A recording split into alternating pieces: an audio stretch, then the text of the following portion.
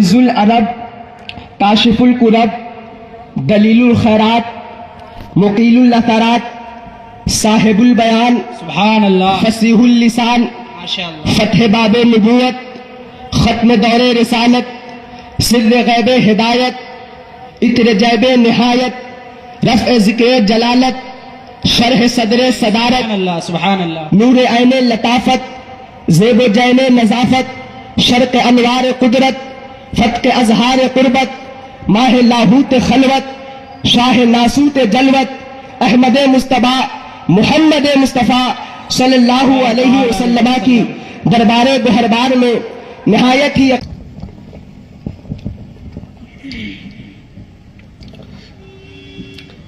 انوار سرمدی کا مسلسل نزول ہو، دامن میں میرے گلشن مدحت کا پھول ہو، میں بھی رسول پاک کی امت کا فرد ہوں، میرا بھی السلام علیکم قبول ہو۔ السلام علیکم ورحمۃ اللہ وبرکاتہ۔ وعلیکم السلام ورحمۃ اللہ وبرکاتہ۔ الحمد للہ الذی ابدع الافلاک والارضین والصلاة على من كان نبيا وآدم بين الماء والطين وعلى آله وأصحابه أجمعين، أما بعد فأعوذ بالله من الشيطان الرجيم، بسم الله الرحمن الرحيم، ألا إن أولياء الله لا خوف عليهم ولا هم يحزنون، صدق الله مولانا العظيم وبلغنا رسوله النبي الأمين المتين المبين المعين الكريم، ونحن على ذلك لمن الشاهدين والشاكرين والحمد لله رب العالمين۔ سرور کہوں کہ مالک و مولا کہوں تجھے، باغ خلیل کا گلے زیبا کہوں تجھے، تیرے تو وصف عیب تناہی سے ہے بری، حیران ہوں میرے شاہ میں کیا کیا کہوں تجھے، بلغ العلا بکمالہ کشفت دجا بجمالہ حسنت جمیع خصالہ، صلو علیہ وآلہ یا صاحب الجمال و یا سید البشر، من وجهک المنیر لقد نور القمر، لا يمکن الثناء کما کان حقہ، بعد از خدا بزرگ تو ای قصہ مختصر، سبحان اللہ حق جل وگرز طرز بیان محمد است، آرے کلام حق با زبان محمد است، غالب ثناء خازہ بیزدہ گزاشتے، کا ذات پاک مرتبہ دانے محمد است، مکھ چند بدر شاشانی متھ چمک دلاٹ نورانی، کالی زلف تے اکھ مستانی، مخمور اکھی ہن مدھوریا۔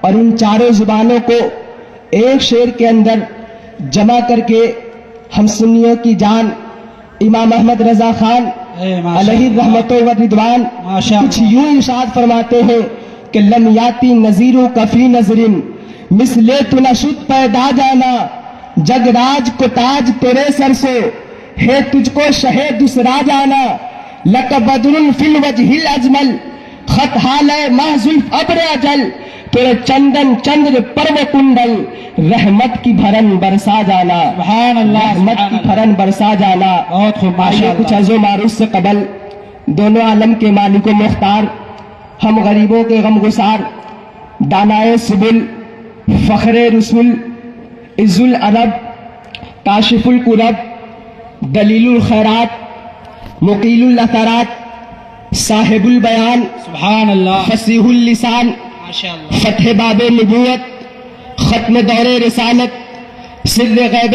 ہدایت عطر جیب نہایت رفع ذکر جلالت شرح صدر صدارت سبحان اللہ نور عین لطافت زیب و جین نظافت شرق انوار قدرت فتق اظہار قربت ماہ لاہوت خلوت شاہ ناسوت جلوت احمد مصطفیٰ محمد مصطفیٰ صلی اللہ علیہ وسلم کی دربار گہربار میں نہایت ہی عقیدت و محبت کے ساتھ درود پاک کا نذرانہ پیش کر لیجئے۔ پڑھے باواز بلند اللہم صلی علی سیدنا و شفیعنا و مولانا محمد و بارک وسلم صلاۃ و سلام علیک یا رسول اللہ صلی اللہ علیہ وآلہ وسلم. نعرہ تکبیر، نعرہ تکبیر، نعرہ رسالت، نعرہ رسالت. محقق مسائل جدیدہ، محقق مسائل جدیدہ، محقق مسائل جدیدہ. نعرہ تکبیر، نعرہ رسالت. ایک مرتبہ اور درود پاک پڑھیں. اللہم صلی علی سیدنا و شفیعنا و مولانا محمد و بارک وسلم صلاۃ و سلام علیک یا رسول اللہ صلی اللہ علیہ وآلہ وسلم. ناصر دین و ملت، قاطع کفر و بدعت، مفتی اعظم ہند شاہ مصطفیٰ رضا خان علیہ الرحمت و رضوان، جن کی بارگاہ عالی میں خراج عقیدت و محبت پیش کرنے کے لیے ہم اور آپ یہاں یکجا ہوئے ہیں، ان کی شان ارفع و اعلیٰ میں منقبت پاک کے چند اشعار جو کہ حقیقت و معرفت سے لبریز ہے پیش خدمت ہے. سماعت فرمائے کہ کلید علم و حکمت تھی. نعرہ تکبیر، نعرہ رسالت. اساتذہ اشرفیہ، اساتذہ اشرفیہ. نعرہ تکبیر، نعرہ رسالت. کلید علم و حکمت تھی زبان مفتی اعظم، مسخر دل کو کرتا تھا بیان مفتی اعظم. ولایت کی بشارت عہد طفلی ہی میں پائی تھی، تعالی اللہ یہ رتبہ یہ شان مفتی اعظم. ریاضت میں، فراست میں، بصیرت میں، بصارت میں جدا گانا تھا اورے سے جہان مفتی اعظم. خلاف شرع جب بھی کوئی فتنہ سر اٹھاتا تھا چمکتی تھی بریلی میں سنان مفتی اعظم. بہت سے مفتیوں کو آپ سے شرف تلمذ ہے، ہزاروں اہل فن ہے خطبہ خان مفتی اعظم. زمین ایشیا یورپ ہو امریکہ کے افریقہ، جہاں میں ہر جگہ ہے مد خان مفتی اعظم، جہاں میں ہر جگہ ہے مد خان مفتی اعظم. محترم و مکرم سامعین حضرات، ابھی میں نے قرآن مجید فرقان حمید برہان رشید کی بہت معروف آیت کریمہ الا ان اولیاء اللہ لا خوف علیہم ولا ہم یحزنون کی تلاوت پاک سے خود کو مشرف کیا.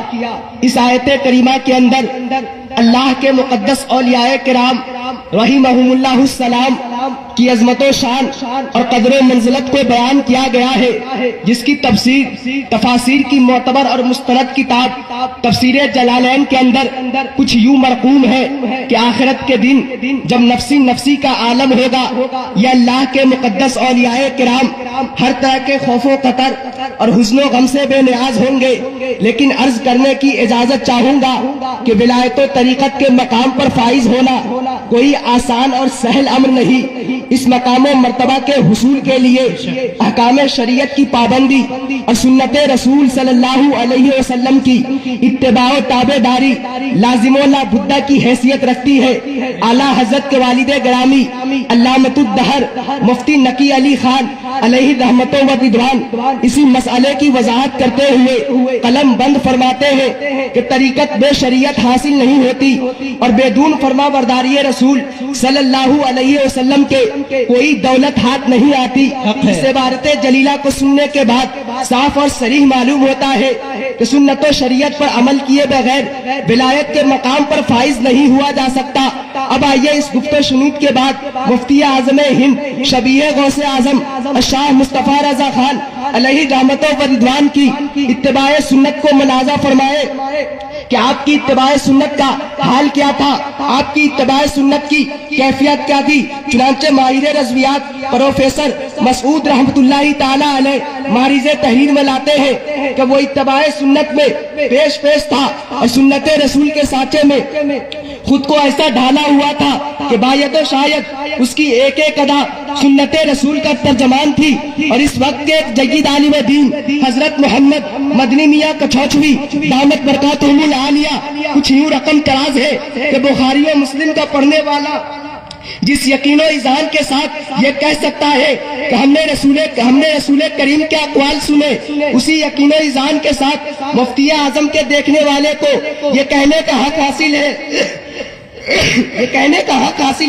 کہ ہم نے سنت رسول کی چلتی پھرتی تصویر دیکھی ہے، گویا آپ کی ہر ادا سنت رسول کے دائرے میں ہوا کرتی۔ آپ کی سیرت پاک کے مطالعے سے بہرہ مند ہونے والے قارئین یوں رتب اللسان ہے جن کی ہر ادا سنت مصطفیٰ، ان کی نورانی سیرت پہ لاکھوں حامد مصطفیٰ پنج گنج ولایت پہ لاکھوں سلام۔ نعرہ تکبیر، نعرہ رسالت، جشن مفتی اعظم ہند، جشن مفتی اعظم ہند، نعرہ تکبیر، نعرہ رسالت۔ درود پاک کا نذرانہ پیش کرے۔ اللہم صلی علی سیدنا و شفیعنا و مولانا محمد و بارک وسلم، صلاۃ و سلام علیک یا رسول اللہ صلی اللہ علیہ وآلہ وسلم۔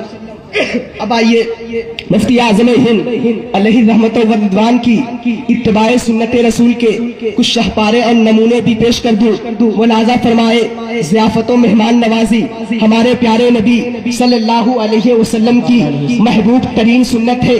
حدیث پاک میں ارشاد ہوتا ہے، من کان یؤمن باللہ والیوم الآخر فلیکرم ضیفہ، کہ جو اللہ اور قیامت کے دن پر ایمان و ایقان رکھتا ہے اسے لازم و ضروری ہے کہ اپنے مہمانوں کی عزت و تکریم کرے۔